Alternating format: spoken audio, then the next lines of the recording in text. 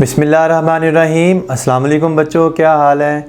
मैं हूं आपका टीचर आसिम नूर और आज हम सर्कुलर मोशन के चैप्टर में से एंगुलर वेलोसिटी का टॉपिक डिस्कस करने वाले हैं।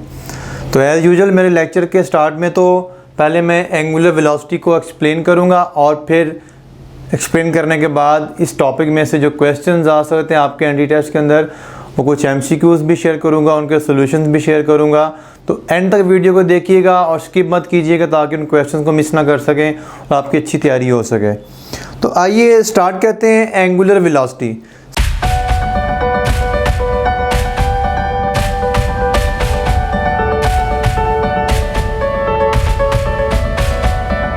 सबसे पहले तो एंगुलर वेलोसिटी को रेट ऑफ रोटेशन भी बोला जाता है, also known as rate of rotation, also known as rate of rotation। तो एंगुलर वेलोसिटी बोल लें या रेट ऑफ रोटेशन बोल लें, एक ही बात होगी। इसको हम डिफाइन कर सकते हैं, defined as the rate of change of angular displacement, rate of change of angular displacement. अब एंगुलर डिस्प्लेसमेंट को मैं इससे पहले ऑलरेडी आपको अपने लेक्चर में समझा चुका हूं। तो अगर आपको एंगुलर डिस्प्लेसमेंट के बारे में नहीं पता तो पहले जाके वो एंगुलर डिस्प्लेसमेंट वाली वीडियो मेरी वॉच कर लें, फिर आपको ये इजीली अंडरस्टैंड हो जाएगा। अगर इसको मैथमेटिकली डिफाइन करना चाहूँ तो कैसे करूँगा मैं। फ़र्ज़ कर ले मेरे पास एक बॉडी जो कि सर्कुलर ट्रैक पे मूव कर रही है। Suppose this is a circular track और ये सर्कुलर ट्रैक का रेडियस है आर, सॉरी सेंटर ओ, और ये रेडियस आ गया आर। बॉडी इनिशियली इस पॉइंट पर मौजूद है, पॉइंट ए पर, और यहाँ से ये ट्रैवल करके सर्कुलर ट्रैक को फॉलो करते हुए पॉइंट बी पर चली जाती है और यहाँ पर पहुँच जाती है। This is point B, this is also radius R. तो इसने जो सेंटर पे एक एंगल कवर किया होगा यहाँ पे, this is theta.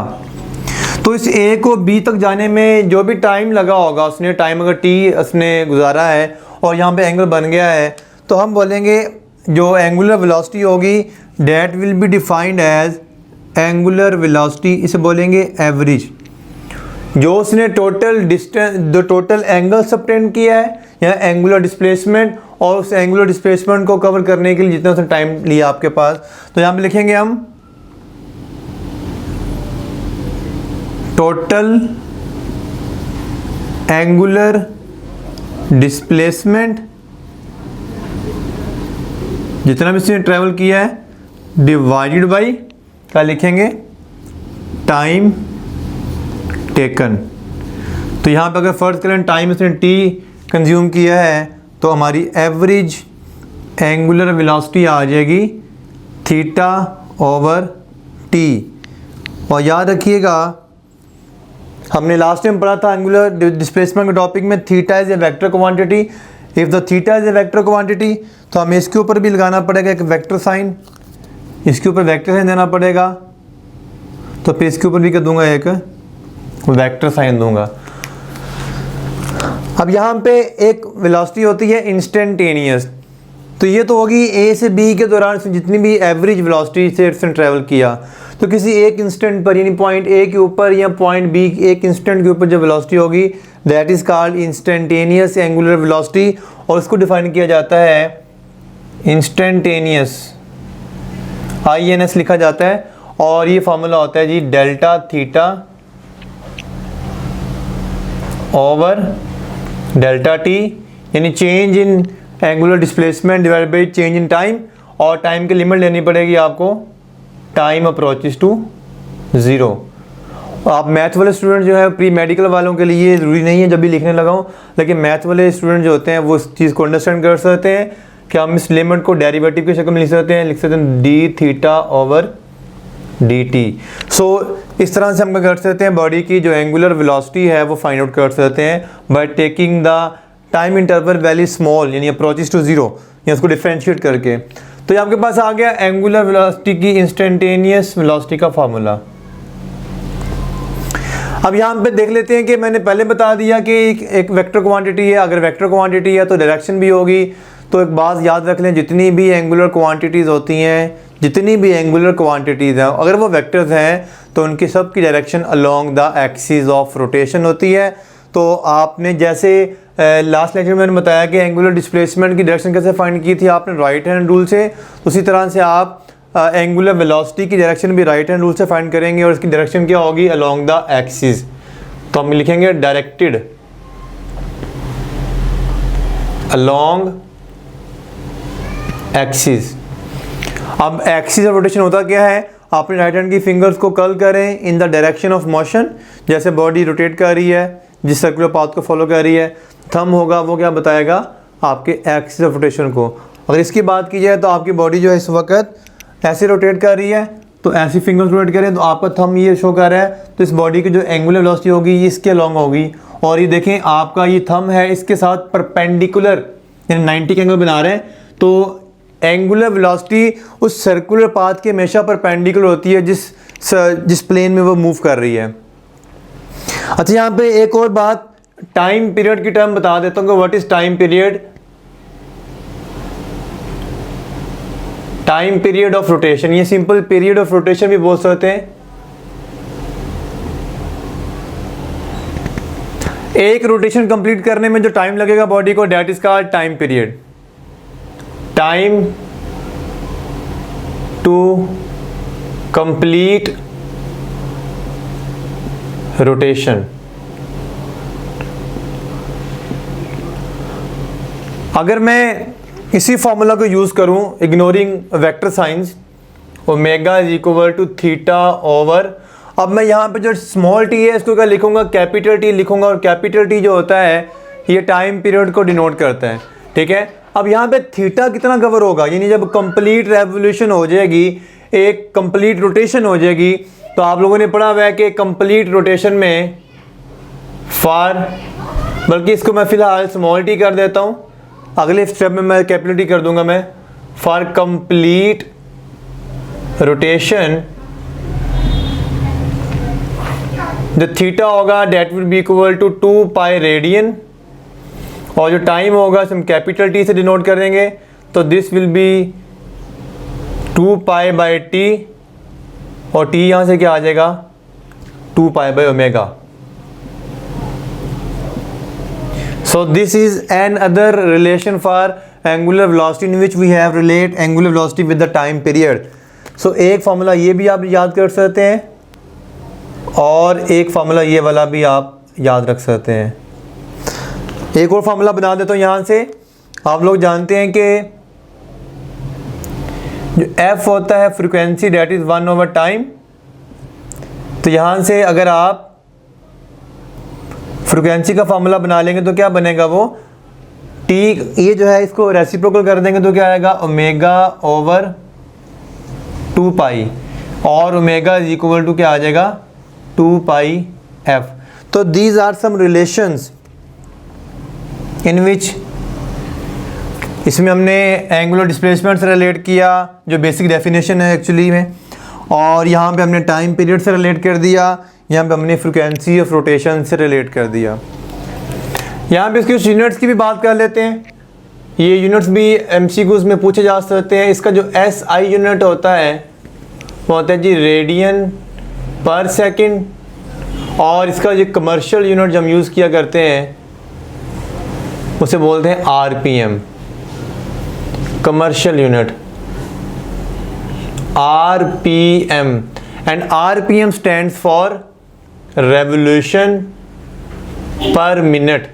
RPM, RPS भी यूज़ कर लेते हैं बाज़ औक़ात, यानी कि रेवोल्यूशन पर सेकंड भी यूज़ कर लिए जाते हैं, हम आरपीएस लिख सकते हैं, लेकिन नॉर्मली आरपीएम ही यूज़ किया जाता है। अब अगर मैं आरपीएम को रेडियन पर सेकंड से रिलेट करना चाहूँ कि कितने इक्वलिटी में आते हैं, तो रिलेशन बनता है जी कि जो 1 आरपीएम जो होता है 1 RPM that is equal to 2 pi by 60 radian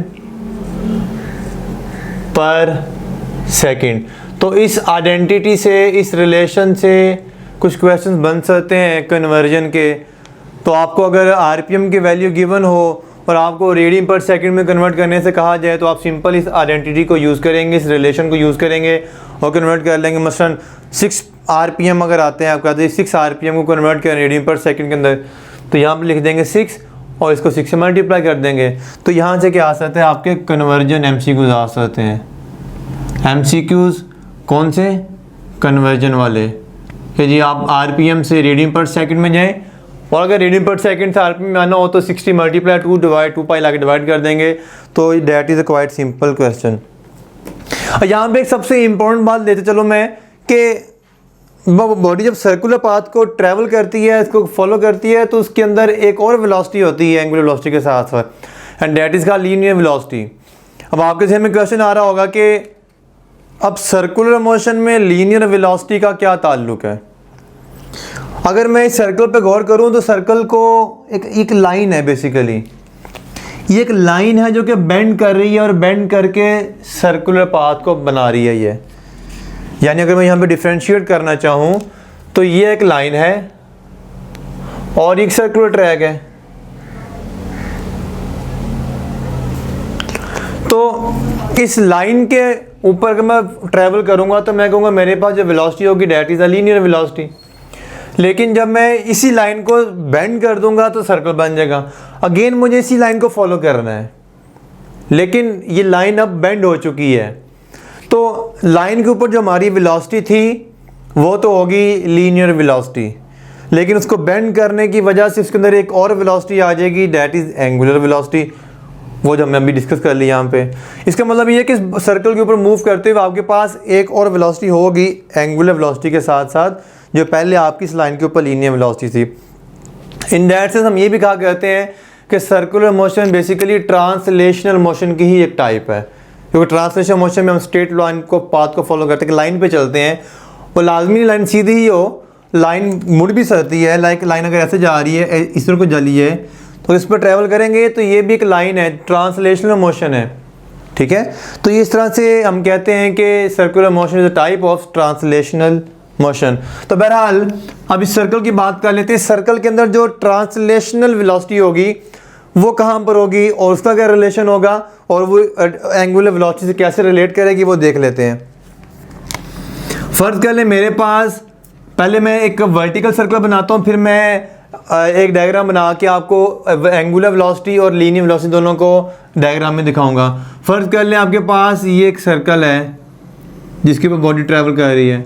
अब इसका एक्सिस रोटेशन क्या होगा? फर्ज कर लें बॉडी इस डायरेक्शन में मूव कर रही है लाइक दिस, तो इसका जो एक्सिस ऑफ रोटेशन होगा वैसे बनेगा इस तरफ को, यानी आपकी तरफ आ रहा है, और यहाँ पे देखें ज़रा इसका एक्सिस रोटेशन इस तरफ को आएगा आउटवर्ड, जो कि यहाँ पे मैं बना नहीं सकता फिलहाल। सो अगर बॉडी इस पॉइंट के ऊपर मौजूद है तो इस बॉडी इस पॉइंट से जब गुजरेगी उसकी कुछ ना कुछ वेलोसिटी तो होगी, और वो जो वेलोसिटी यहाँ पर होगी हम बनाएंगे एक tangent, and that is called linear velocity. इसे बोलेंगे वी टी, टेंजेंशियल वेलोसिटी। इसी तरह से अगर आप किसी और पॉइंट पर सपोज जब इस पॉइंट के ऊपर आएगी वो बॉडी, तो अगर मुझे इस पॉइंट के ऊपर वो वेलोसिटी चेक करनी है तो मैं क्या ड्रॉ करूंगा, एक टेंजेंट, और इस पे जो वेलोसिटी है कि that is the we T. Suppose यहाँ पर यानी किसी भी पॉइंट के ऊपर अगर आपने उसकी इंस्टेंटेनियस टेंजेंशियल वेलोसिटी करनी है तो टेंजेंट ड्रॉ कर लें।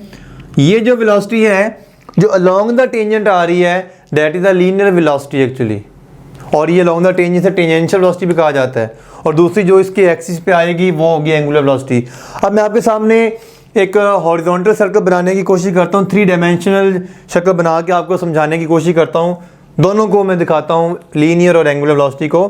उसके लिए फ़र्ज़ कर लें जी मेरे पास ये एक प्लेन है,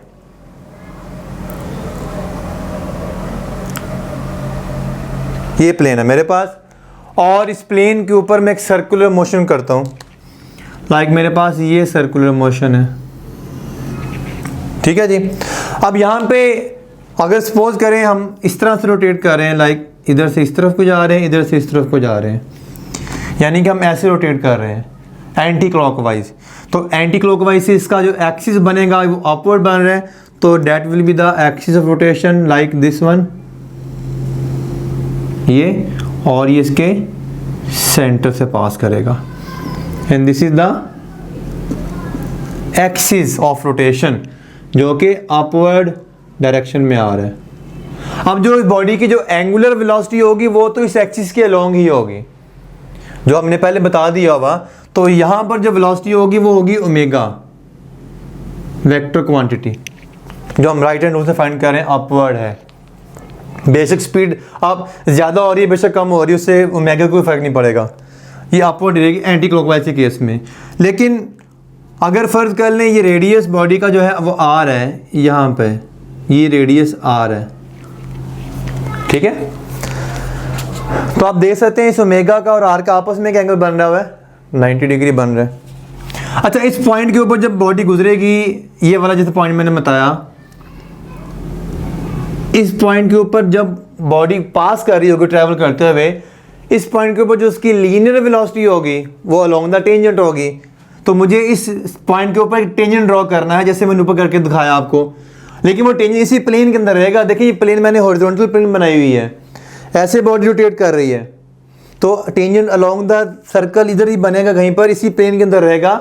तो वो टेंजेंट क्या बनेगा, देखें जरा, टेंजेंट बनता है ये वाला लाइक दिस, ये मैं ज़रा बाहर निकाल देता हूँ इसको, वी टी, वो तो प्लेन से बाहर चला गया, लेकिन ये उसी प्लेन के अंदर है जिस प्लेन में सर्कुलर मोशन हो रही है। अब आप गौर करें ज़रा कि ये जो ओमेगा है वो इस आर के भी परपेंडिकुलर है, उस वी के भी परपेंडिकुलर है। तो यहाँ पे हम कह सकते हैं कि ये जो टेंजेंशियल वेलोसिटी है और जो ओमेगा है, दोनों का आपस में एंगल कितना बन रहा है।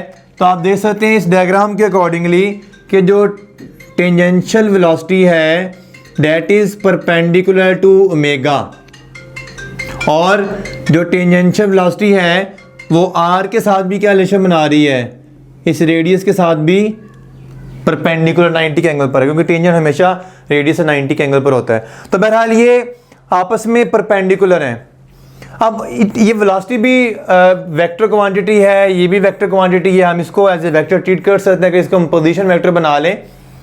तो यहाँ से क्वेश्चन बन सकता है, पहले मैं वो क्वेश्चन शेयर कर देता हूँ, बाद में क्वेश्चन कर रहे तो है ही हैं, लेकिन फिलहाल जो यहाँ से कवर हो सकता है वो ये है कि अगर मैं टेंजेंशियल वेलोसिटी का और ओमेगा का डॉट प्रोडक्ट ले लूँ, आप लोगों को डॉट प्रोडक्ट का पता होना चाहिए। इसका मतलब ये हुआ कि दिस इम्प्लाइज डैट, बल्कि ब्रैकेट में लिख देता हूँ मैं इसको, कि टेंजेंशियल वेलोसिटी का और ओमेगा का अगर डॉट प्रोडक्ट लिया जाए तो आंसर क्या आना चाहिए। अब आप प्रॉपर्टी याद होनी चाहिए डॉट प्रोडक्ट की, के कॉज, डॉट प्रोडक्ट में तो कॉज थीटा आता फॉर्मूला, और कॉज 90 क्या हो जाएगा, 0 हो जाएगा। इसका मतलब ये आंसर क्या आएगा, ये 0 आएगा। तो इसका मतलब है टेंजेंशियल वेलोसिटी का अगर ओमेगा से डॉट प्रोडक्ट लिया जाएगा तो आंसर क्या देगा, 0 देगा। तो इसका मतलब है कि हम इसका क्रॉस प्रोडक्ट ले सकते हैं, क्रॉस प्रोडक्ट तो आंसर 0 नहीं देगा। अगर चूंकि दोनों वेक्टर क्वांटिटीज हैं तो दोनों का एक रिलेशन हमने बना सकते हैं, वो वेक्टर फॉर्म में हमने पढ़ा हुआ है। पहले मैंने लेक्चर नंबर 1 में जब मैंने टेबल बनाया था, पूरे चैप्टर के फॉर्मूलाज याद करवाया था आपको, उसमें मैंने बताया था कि इस v का और इस ओमेगा का आपस में क्या रिलेशन होता है, एक r का डिफरेंस होता है, v is equal to r omega, और आप इसको बड़ी आसानी से यहाँ से प्रूफ भी कर सकते हैं। अभी मैं आगे MCQs करवाऊंगा, उसमें ये फॉर्मूला प्रूफ हो जाएगा जल्दी से, फिलहाल प्रूफ नहीं कर रहा। लेकिन इसको मैं वेक्टर फॉर्म में लिखना चाहूँ, वेक्टर फॉर्म, तो फिर क्या बनेगी, v vector is equal to omega cross r, और यहाँ हम यूँ भी लिख सकते हैं v vector is equal to r cross omega, लेकिन इसके साथ क्या आ जाएगा बाहर, एक माइनस। अब आपके ज़हन में सवाल ज़रूर आया होगा कि मैंने ये माइनस क्यों लगाया जब मैंने r क्रॉस ओमेगा लिखा, फार्मूला है v is equal to r omega. Vector form में अगर मैं यहाँ पे क्रॉस लगा देता हूँ तो कोई हर्ज नहीं है, लेकिन यहाँ पे एक बात गौर करनी पड़ेगी आपको क्रॉस प्रोडक्ट का राइट हैंड रूल तो पता होना चाहिए, और पता होगा। अगर मैं देखें, अगर आप ओमेगा और आर का क्रॉस प्रोडक्ट लें, और राइट हैंड रूल अप्लाई करें तो आंसर वी की इक्वल आना चाहिए। अगर मैं इस डायग्राम के अकॉर्डिंगली अगर मैं आर और वी का अगर देखें, ये है ओमेगा अपवर्ड डायरेक्शन में, रेडियस फर्ज के लिए ये ब्लैक में है, और जो आपके पास टेंजेंशियल वेलोसिटी वो ऐसे आ रही है। ये देखें तीनों का आपस में एंगल 90 बना हुआ है इस वक्त। तो ये डायग्राम देख लें, इन मार्कर्स पे देखें ज़रा। ये ब्लू वाला मार्कर किसको शो कर रहा है? ये ब्लू वाला मार्कर रिप्रेजेंट कर रहा है ओमेगा एंगुलर वेलोसिटी को। ये किसको रिप्रेजेंट कर रहा है? रेडियस को। और ये किसको रिप्रेजेंट कर रहा है? ये रिप्रेजेंट कर रहा है टेंजेंशियल वेलोसिटी को। अगर मैं ओमेगा आर क्रॉस ओमेगा करता हूँ, आर क्रॉस ओमेगा, तो आर क्रॉस ओमेगा करता हूँ राइट हैंड रूल के मुताबिक, तो थंब मेरा शो करता है इस तरफ को।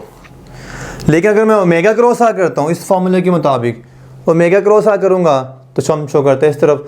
अब देखिए मेरा थंब वेलोसिटी की तरफ जाना चाहिए, क्योंकि ओमेगा क्रॉस आर करने से वी आएगा। तो अगर मैं ओमेगा क्रॉस आर करूँगा तो वी की तरफ चला जाएगा। इसका मतलब ओमेगा क्रॉस आर करने से ही वी का आंसर आएगा।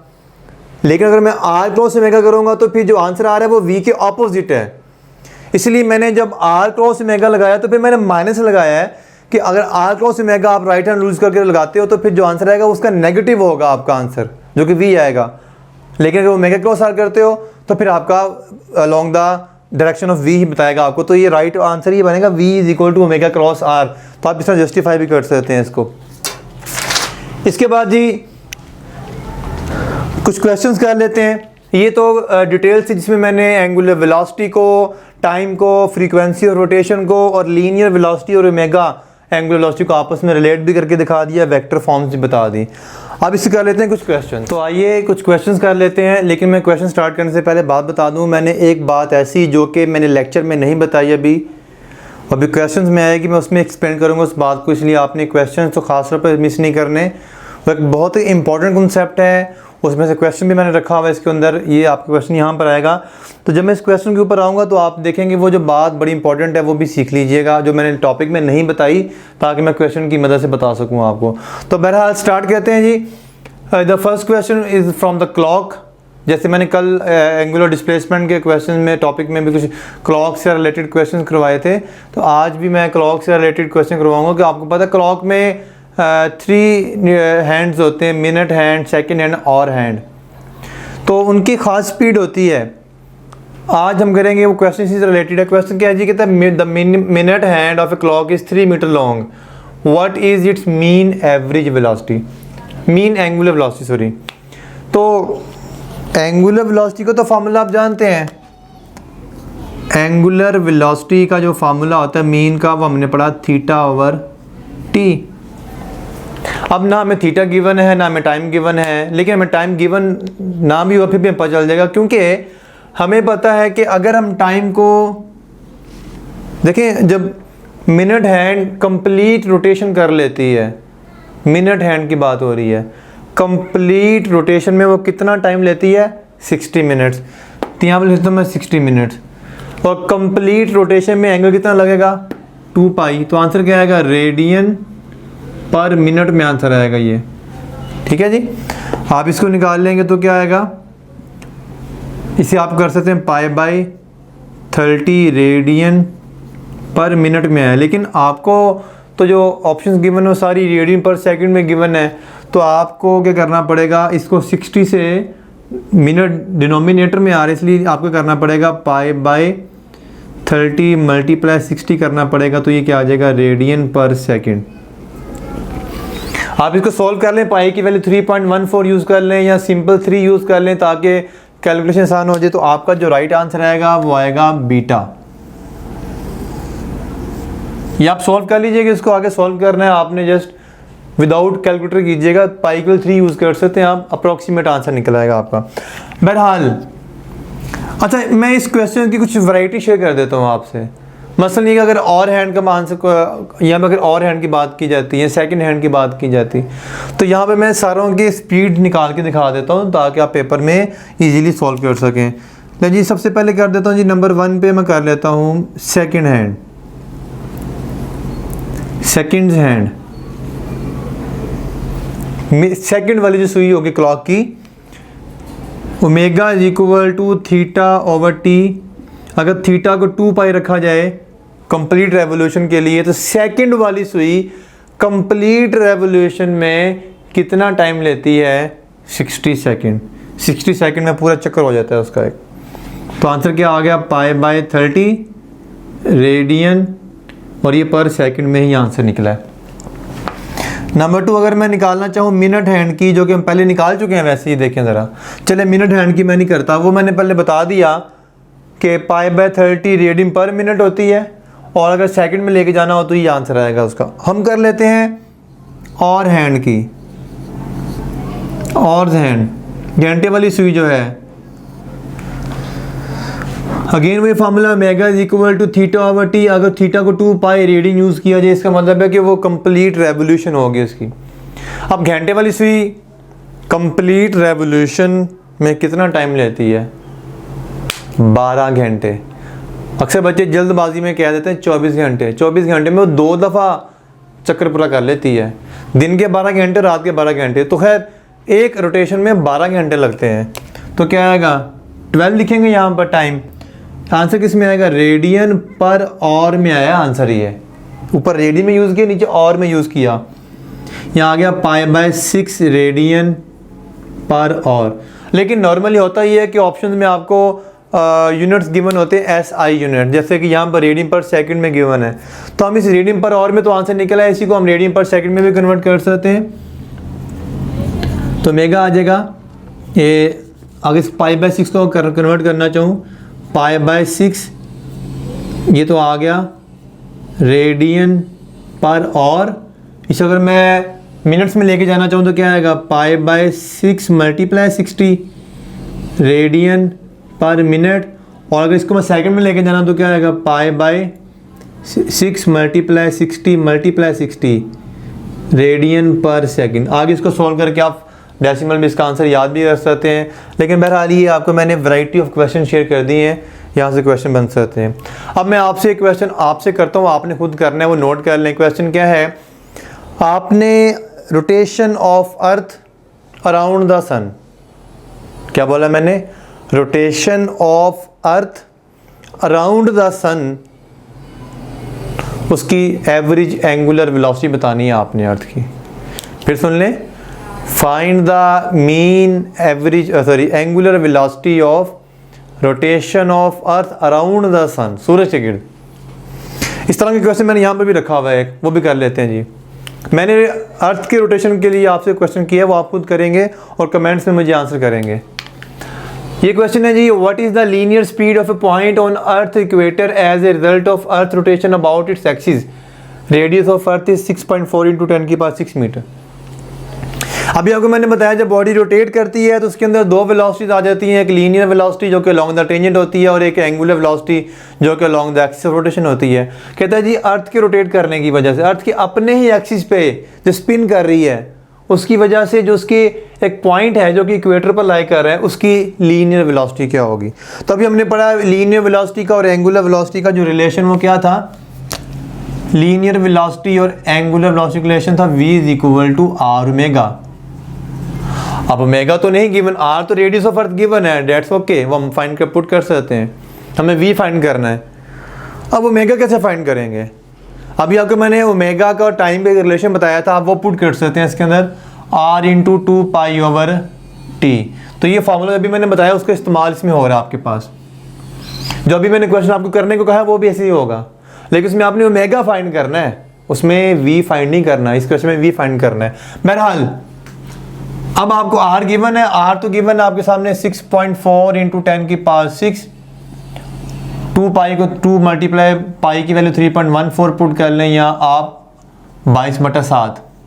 कोशिश किया करें कि डेसिमल से बच रहे हैं ताकि पेपर में कैलकुलेशन आसान हो जाए। 3.14 भी यूज़ कर सकते हैं, यहाँ 22/7 पाई की वैल्यू होती है। अच्छा टाइम कितना होगा? अब आप देखिए ज़रा, अबाउट इट्स ऑन एक्सिस लिखा हुआ, मतलब अर्थ स्पिन मोशन कर रही है। अर्थ की स्पिन मोशन 24 घंटे में पूरी हो जाती है। यहाँ पर क्या आएगा? 24 आवर्स, लेकिन ऑप्शन सारे सेकंड्स में गिवन है। हमें करना पड़ेगा 60 × 60, पहले 60 मिनट्स के लिए फिर 60 सेकंड के लिए। सॉल्व करके 464 आंसर आ जाएगा आपका। आगे सॉल्व करना है, मल्टीप्लाई डिवाइड करना है, कुछ भी नहीं करना। So right answer will be delta. आइए नेक्स्ट क्वेश्चन की तरफ चलते हैं। Point mass move through a circular arc of length L and radius R in time T। Formula पूछा गया आपसे जस्ट, तो हम ओमेगा का फार्मूला जानते हैं, omega is equal to theta over T. अब थीटा कैसे फाइंड करते हैं, मैंने आपको लास्ट लेक्चर में बताया था, थीटा जो होता है that is equal to arc length over radius. ये थीटा की जगह पर आ गया और नीचे आ गया टाइम। थीटा का फार्मूला ये होता है, आर्क लेंथ कितनी है L, रेडियस कितना है R, नीचे आ गया T, आ गया L ओवर आर टी। सो राइट ऑप्शन क्या आ गया जी, अल्फा। क्वेश्चन, ये क्वेश्चन है जहाँ पे जो मैंने कहा आपको, मैंने टॉपिक में बात नहीं बताई, अब यहाँ पे भी सीख लें ज़रा। इस क्वेश्चन को स्टार्ट करने से पहले एक डायग्राम बनाता हूँ मैं यहाँ पर, वो डायग्राम पे ज़रा गौर कीजिएगा ज़रा। फर्ज कर लें मेरे पास ये एक सर्कुलर ट्रैक है, ये चलें कह लें डिस्क है, डिस्क, और ये इसका एक्सिस ऑफ रोटेशन बना देता हूँ यहाँ पे मैं।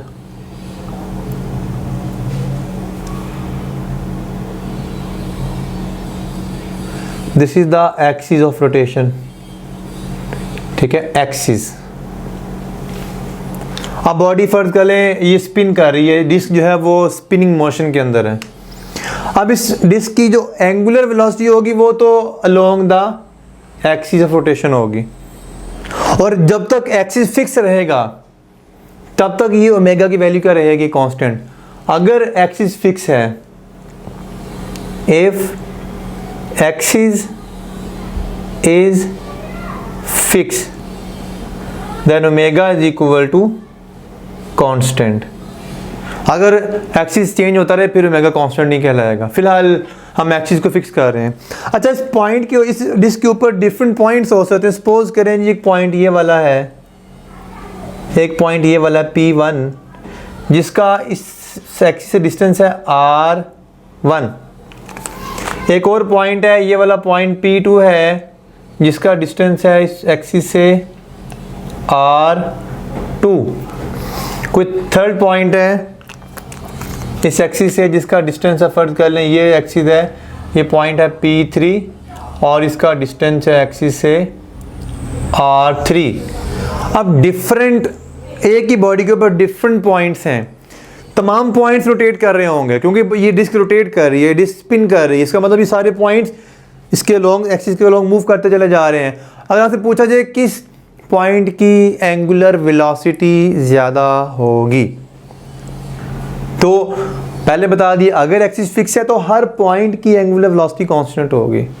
P1 पॉइंट, P2 पॉइंट, ये P3 पॉइंट, जितने भी पॉइंट्स हैं, अगर एक्सिस फिक्स है इस बॉडी का, तमाम की जो एंगुलर वेलोसिटी क्या होगी, सेम होगी। लेकिन हमने फार्मूला पढ़ा V is equal to R omega, हमने यहाँ से ओमेगा तो कांस्टेंट कर दिया। दिस इंप्लाइज दैट V किसके बराबर आ गया, V is directly proportional to R। इस बात का मतलब ये हुआ कि अगर इस फार्मूला से अगर R की वैल्यू ज़्यादा होगी तो V भी क्या होगा, ज़्यादा होगा, और अगर R की वैल्यू कम है तो V भी क्या होगा, कम होगा। लेकिन ये सिचुएशन सिर्फ तब एप्लीकेबल है जब आपका ओमेगा कांस्टेंट होगा, उसके लिए एक्सिस को फिक्स करना ज़रूरी है। अब आप देखें ज़रा, इनकी लीनियर वेलोसिटी भी होगी क्योंकि मैं पहले बता चुका कि सर्कुलर मोशन में लीनियर वेलोसिटी भी होती है जो कि लॉन्ग द टेंजेंट होती है।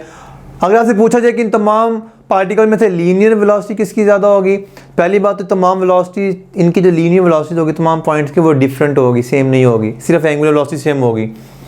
जिसका रेडियस ज़्यादा होगा सबसे, जो सबसे ज़्यादा एक्सिस से दूर होगा, आप इसको यूँ भी समझ लें कि जो सबसे ज़्यादा दूर है उसने बड़ा चक्कर लगाना है और जो एक्सिस के पास उसने छोटा चक्कर बनाना है। तो छोटे चक्कर बनाने वाले ने और बड़े चक्कर बनाने वाले ने एक ही जगह पर इकट्ठा होने के टाइम में कवर करना सारा कुछ। तो जो बड़ा चक्कर लगा रहा है उसने भी उतना ही टाइम लेना है, जो छोटा चक्कर लगा रहा है उसने भी उतना टाइम लेना है। तो इसका, चूँकि ये रिजिड बॉडी है, पॉइंट हो आगे पीछे नहीं जा सकते, तो इसका मतलब ये है कि जो बड़ा चक्कर लगा रहा होगा उसकी स्पीड ज़्यादा होगी, उसको उतने टाइम में ज़्यादा डिस्टेंस ट्रैवल करना है, और जो एक्सिस के करीब पॉइंट है उसको थोड़े उतने ही टाइम में थोड़ा डिस्टेंस ट्रैवल करना वो स्लो होगा। तो इन तमाम की जो लीनियर वेलोसिटी वो डिफरेंट होगी लेकिन एंगुलर वेलोसिटी क्या होगी, सेम होगी। आइए इस क्वेश्चन पर चलते हैं। ये क्वेश्चन इसी से रिलेटेड है, ये नोट कर लीजिएगा, अपने नोट्स में शामिल कीजिए इसको। क्वेश्चन है, point P on a rotating disc is twice as far as point Q on the disc what is the value of linear velocity of P over linear velocity of Q. एक ही disc है, rotate कर रही है, तो हम omega constant करेंगे इस फॉर्मूले के मुताबिक v is proportional to r। v is proportional to r का मतलब है हम रेशो बनाएंगे vp over vq। Velocity of p point over velocity of q point is equal to distance of point p of from axis distance of point q from axis, ये ratio बन जाएगी। अब वो क्वेश्चन में mention है कि जो point p है इज ट्वाइस एज फॉर, यानी जो पॉइंट p का डिस्टेंस है वो 2r कह लें और q का r कह लें, तो r से कैंसिल 2 आंसर आ गया। सो राइट ऑप्शन इज बीटा। तो ठहरिए, अभी लेक्चर ख़त्म नहीं हुआ, जस्ट लास्ट क्वेश्चन बेटा, इसको भी सुन लें ज़रा, क्योंकि मैं नहीं चाहता कि कोई भी पॉइंट मिस हो जाए। आपको हर एंगल से जो फार्मूला बताया गया है उसका क्वेश्चन भी करके दिखाया जाए ताकि आपकी ज़हन में। लास्ट क्वेश्चन बेटा, वीडियो का भी स्किप नहीं करना आपने। ले देखिए जी लास्ट क्वेश्चन। लास्ट क्वेश्चन थोड़ा वेक्टर से रिलेटेड है, ठीक है जी।